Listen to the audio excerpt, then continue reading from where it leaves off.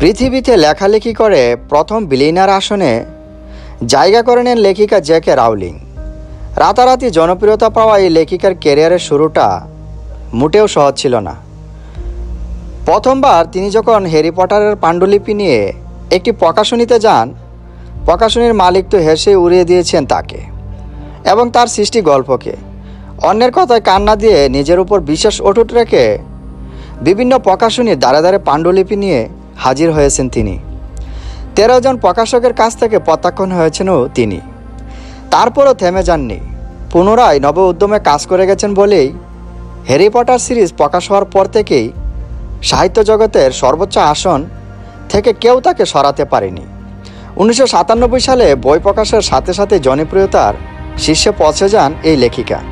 সারা বিশ্বব্যাপী বইটি billion billion copy বিক্রি হয়েছে। হ্যারি পটার সিরিজ শুধু বই হিসেবে সীমাবদ্ধ থাকেনি, তা নিয়ে সিনেমাও তৈরি হয়েছে এবং লাখো মানুষের হৃদয়ও জয় করেছে। জেকে রাউলিং পেয়েছেন অনেক পুরস্কারও।